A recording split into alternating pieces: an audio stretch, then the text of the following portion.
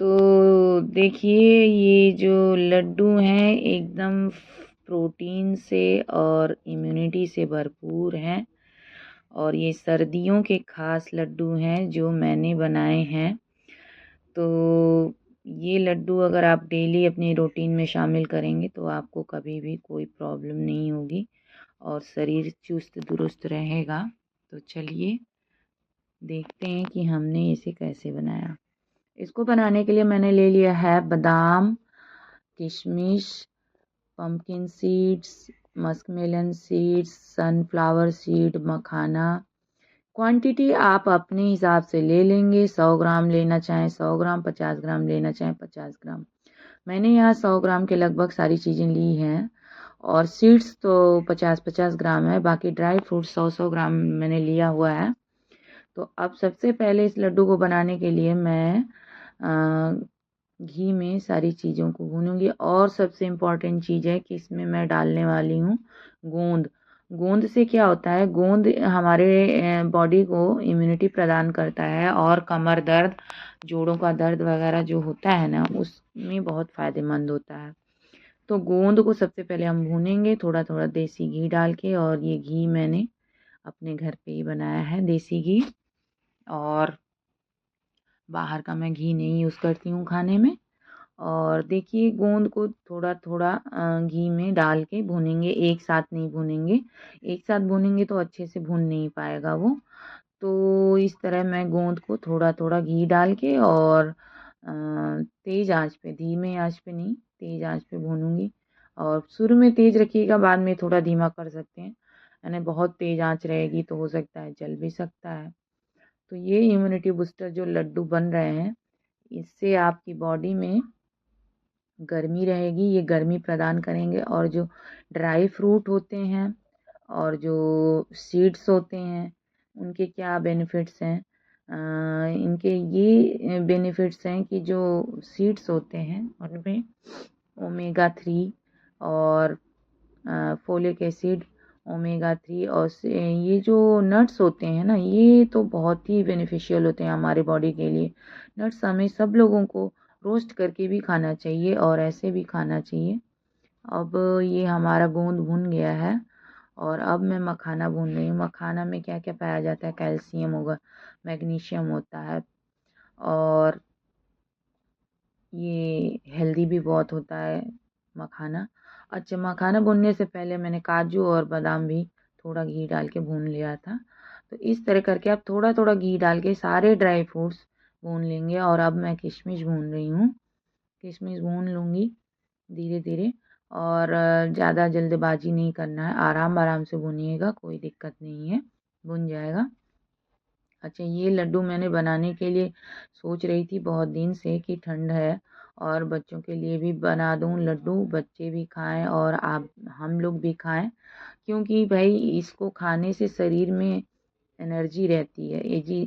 ये लड्डू जो होते हैं एनर्जी बूस्टर कहे जाते हैं, क्योंकि भाई इससे हमारे बॉडी को बहुत अच्छी एनर्जी मिलती है। अगर सुबह आप ब्रश करने के बाद एक लड्डू सुबह डेली खा लीजिए तो आपको पूरे दिन भर इतनी एनर्जी रहती है कि मतलब खाने कुछ और भी चीज़ें कुछ और ना भी खाओ तो कोई फ़र्क नहीं पड़ता है।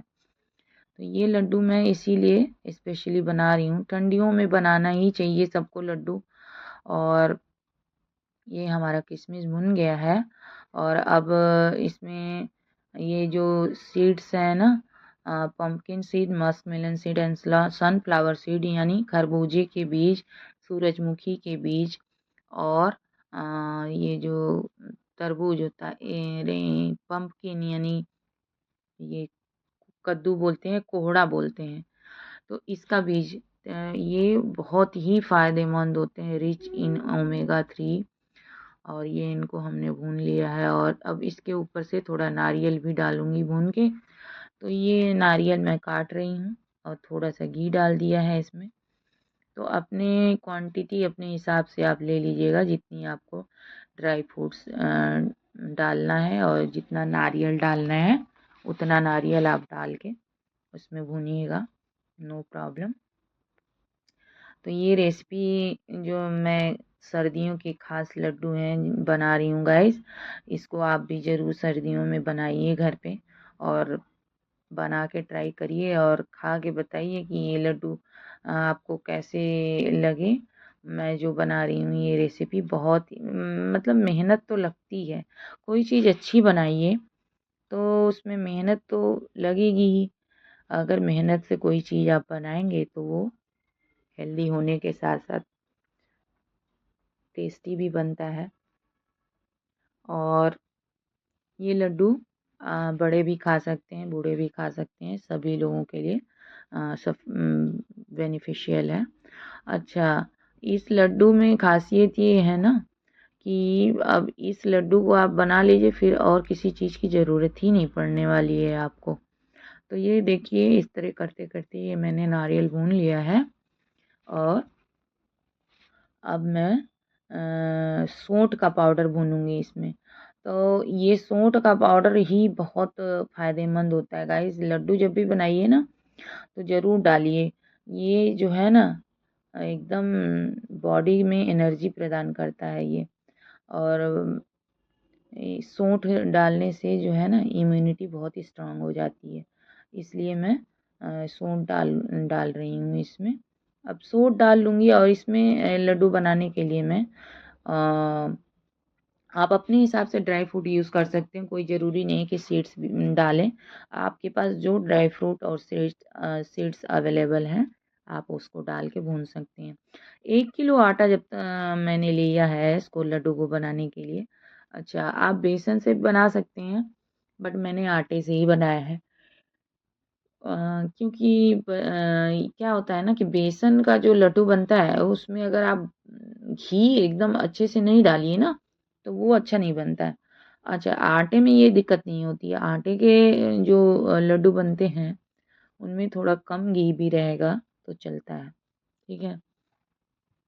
तो ये मैं अब आटा भून रही हूँ। तो आराम-आराम से भुनेगा क्योंकि इसमें घी तो मैंने अभी शुरू में डाला नहीं है। तो ये थोड़ा और अच्छे से आधा भुन जाए आटा। स्किप करके वीडियो दिखा रही हूँ गाइस कि बहुत लंबा हो गया था वीडियो तो मैंने उसको स्किप करके दिखा रही हूँ आप लोगों को। भूनते-भूनते मैं भी थक गई थी। तो अब इसमें घी डाल रही हूँ और घी डाल के एकदम इसका कलर जो है ना ब्राउन हो जाएगा आटे का भून के। तब समझिए उस स्टेज पे और इसमें एक अच्छी-सी खुशबू आने लगती है। जब ये आटा आपका पूरी तरह भुन जाता है, तो आप उसमें आटे में से बहुत अच्छी स्मेल आने लगती है भुनने की। और जब भी आप जैसे हलवा वगैरह बनाते हैं, तो उस समय पे जैसे स्मेल आती है आटा भुनने के बाद, वैसी ही स्मेल आने लगती है। तो इस तरह हम पता कर लेंगे कि ये आटा हमारा अच्छे से भुन गया है और इसका कलर एकदम पिंक सा हो जाता है मतलब ब्राउनिश हो जाता है। अगर ये पूरा जब भुन जाता है ये, तो ये पूरी तरह से इसका कलर जो है वाइट से एकदम गोल्डन ब्राउन हो जाता है। तो गाइस देखिए मैं भी भूनते-भूनते थक गई हूँ। हाथ क्या है ना दर्द होने लगते हैं भूनते-भूनते। तो ये इस तरह से धीरे-धीरे भूनना है, हड़बड़ी नहीं करना है।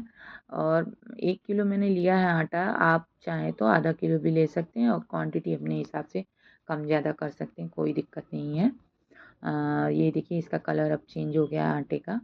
तो अ, अब लगभग ये आटा हमारा पूरी तरह से भुनने वाला है।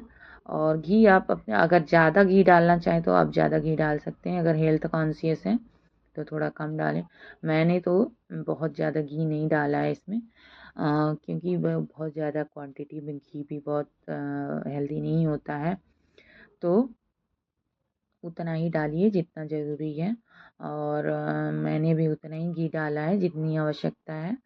और इस तरह से मैं आटा भून रही हूँ।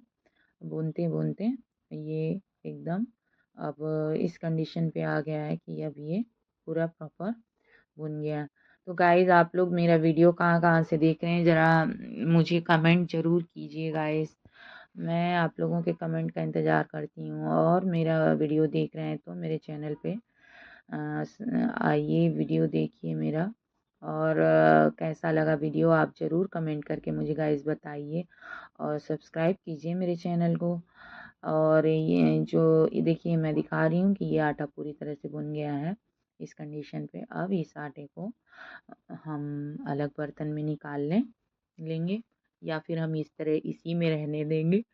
मैं इसको निकाल नहीं रही हूँ, मैं इसको ऐसे ही उठा के रख दूँगी क्योंकि अभी हमें इसके लड्डू भी बनाने हैं। तो मैं ऐसे सोच रही हूँ कि जब इसमें गुड़ डालूँगी तो इसी में लड्डू मिक्स कर लूँगी।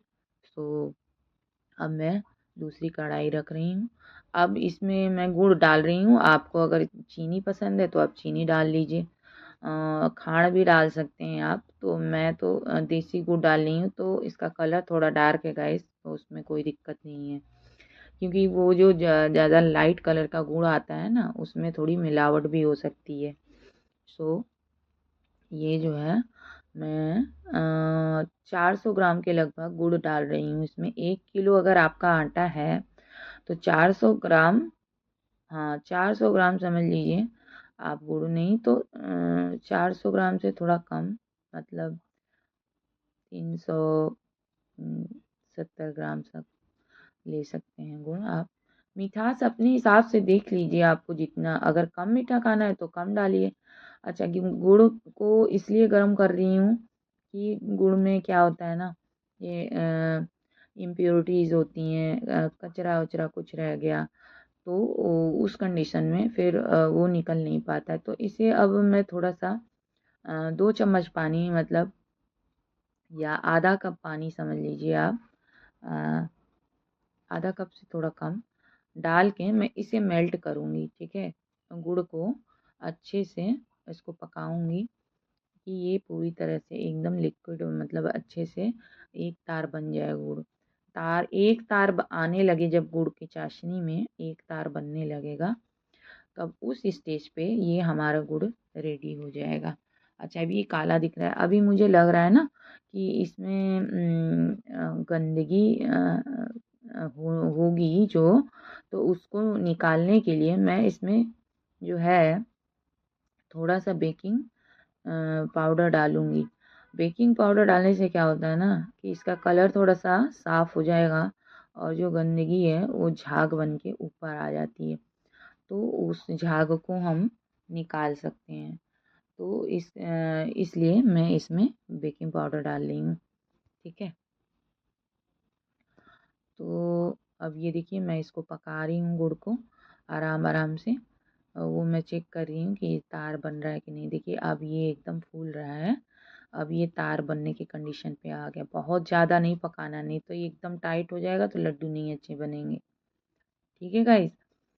तो अब ये जो है हमारा गुड़ पूरी तरह से पक गया है और अब हम इसको बंद कर देंगे और अभी अपने ड्राई फ्रूट्स में मिक्सर जार में पीस रही हूँ क्योंकि ये जो है ना अगर खड़ा-खड़ा डालेंगे ना तो बहुत बड़ा-बड़ा हो जाएगा पीस, तो खाने में अच्छा नहीं लगेगा। लड्डू का मतलब होता है कि सारी चीज़ें आप थोड़ा उसमें मिक्स करके डालिए, पीस के डालिए। बहुत ज़्यादा महीन नहीं करना, मुँह में आना चाहिए इसके। थोड़ा छोटे-छोटे पार्ट में हो जाते हैं ग्राइंडर जार में करने से, तो अब लड्डू एकदम बढ़िया से वो जब मुँह में आता है तो बहुत ही अच्छा टेस्ट उसका आता है गाइस। इस तरह से सारे ड्राई फ्रूट को आप भी पीस लीजिएगा और मैं भी इस तरह से सब पीस रही हूँ। किशमिश, काजू, बादाम, अब ये मैं काजू और बादाम पीस रही हूँ। सीड्स मैंने पीस लिया है, मखाने मैंने पीस लिए हैं और थोड़ा टाइम तो लगता है, मुझे भी लगा था इसको बनाने के लिए टाइम, लेकिन ये कि एक बार में बन गया लड्डू ना, फिर अपना आराम से आप कई दिन तक इसको खाइए, कोई ख़राब नहीं होने वाली चीज़ है। और ये गाइस लड्डू बहुत ही टेस्टी बना था गाइस, बच्चों को बहुत पसंद आया। अच्छा एक चीज़ और बताना भूल गई गाइस, मैं उसमें दिखाया नहीं मैंने आपको, मैंने इसमें तिल भून के भी डाला है। तो 1 पाव के करीब मैंने तिल भून के इसमें डाला है, सफ़ेद वाला। उसको डालने से क्या होता है ना गाइस कि इसका टेस्ट बहुत ही अच्छा आता है। मतलब मुँह में जब जाता है तो क्रंचनेस आती है, पूरा उसमें फ्लेवर उसका तिल का। और तिल वैसे भी बहुत फ़ायदेमंद होती है, कैल्शियम होता है उसमें। अच्छा कमर वगैरह दर्द जो होती है ना, वो तिल खाने से बहुत उसमें फ़ायदा मिलता है। तो इसमें तिल भी डाल दीजिएगा लड्डू में। बाकी सारी चीज़ें तो मैंने आपको पहले ही बता दी हैं। तो अब ये हमारा सारा ड्राई फ्रूट पिस गया है। अब हम लड्डू की बनाने की प्रोसेस स्टार्ट करेंगे। उसको स्टार्ट करने से पहले अब वो जो मैंने सारे ड्राई फ्रूट पीसे हैं, तो ये आटा 2 बर्तन में मैंने निकाल लिया क्योंकि ज़्यादा था।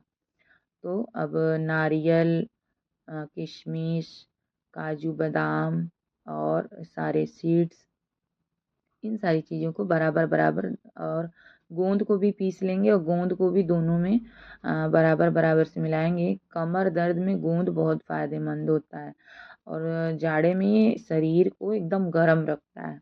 इसलिए गोंद का ही लड्डू समझ लीजिए ये बन रहा है।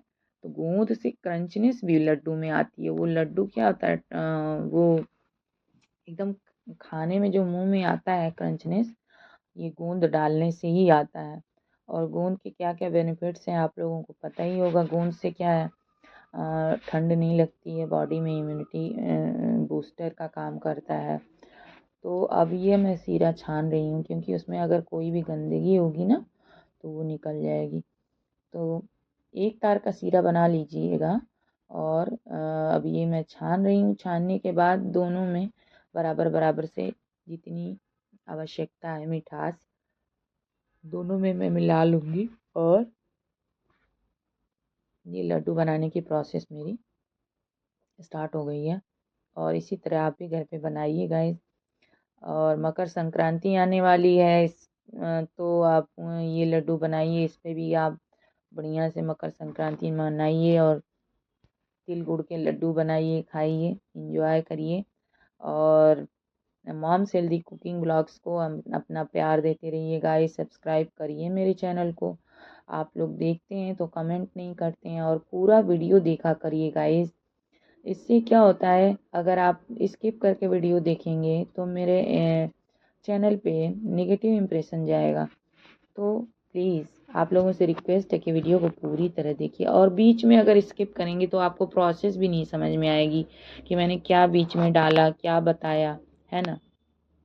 तो इस तरह से ये मैं गुड़ डाल के दोनों में आटे में मिलाऊंगी और एक करके मैं अब इसके लड्डू बनाऊंगी। अभी ये गुड़ थोड़ा गर्म है ना, इसलिए मैं इसको टच नहीं कर सकती हाथ से। तो मैं इसको इसी पैन से मिला रही हूँ, इस स्पैचुला से।